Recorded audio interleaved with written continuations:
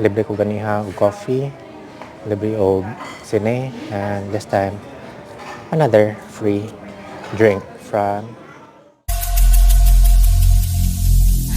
Every single day, I'm gonna make something great. That's my way. Every single day. What's up mga tihik? So, I'm here today sa SM. Mura ko mall hopping kay gikan sa Ayala, IEC, and then here SM City, Cebu. Kay nakoy tan-awon sa National Bookstore and magpalit sad ko gift certificate and magtanaw sa movie kay natay free movie ticket. So, this is something nice kay we can unwind, chill out na wala kayo gasto. So, aris ako diri sa sulod sa SM department.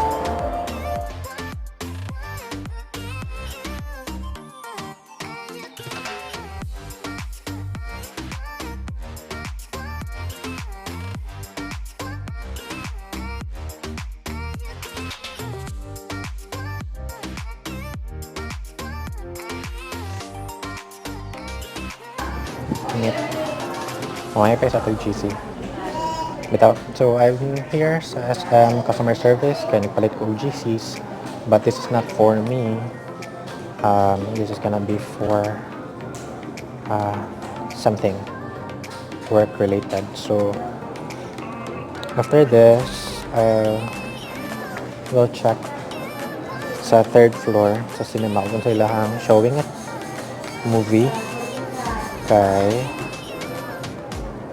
as I've mentioned on my previous vlog, I have a movie ticket, so we're gonna use this to watch a movie.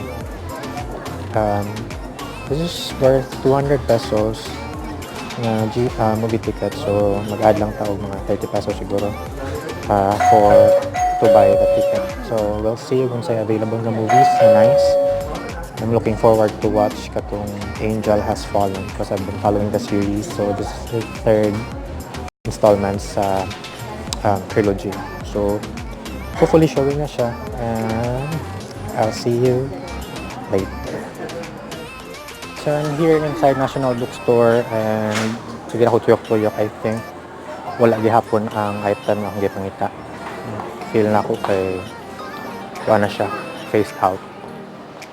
And early Christmas, may mga Christmas decorations.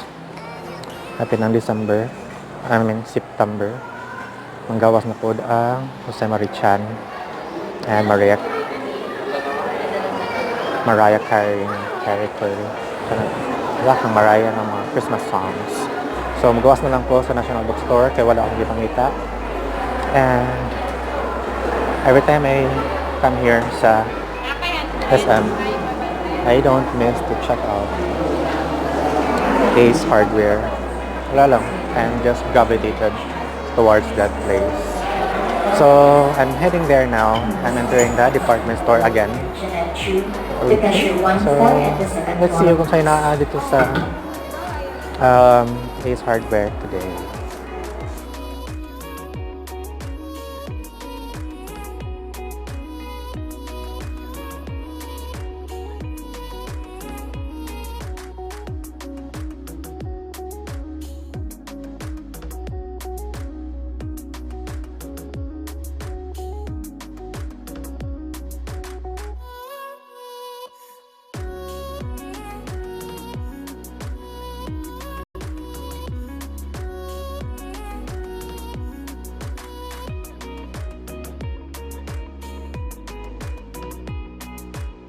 So, I decided to buy memory card, SD card, para daghan tag ma-save mga videos. And finally, I'll be going upstairs sa cinema to watch a movie. Okay, so maybe I'll give a short review after watching. Kung sa'y kahimanan aning Angel Has Fallen. Hopefully showing na siya I think it is showing now. So, I'll see you around.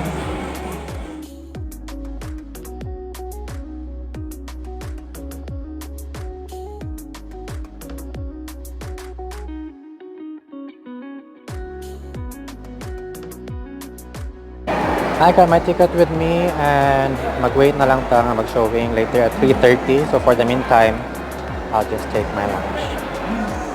Just got out from the movie and it's really great. So I'll find a place for us to discuss and I'll take my opinions and the reviews of how do I find the movie Angel Has Fallen. So I'll just take a quick tour or nag-agsa ko diri gamay sa SM and we'll discuss it later, okay? See ya! So I'm here today. Ako siyang talong ng takyan. I'm here today sa Coffee Bean Tea Leaf Mabolo branch and this is my for today. This is my second time to redeem my Coffee Bean coffee. Hindi siya coffee but this is double chocolate ng ice blended but I got it for free. Kaya naman ko yung points na na-earn sa ako ang loyalty card. So as promised earlier, we're gonna talk about the movie that I've watched earlier entitled Angel Has Fallen, and I'm gonna give my feedback or review at nga movie. But first of all, I would like to thank again, this is not sponsored, but thank you Coffee Bean and thank you sa staff.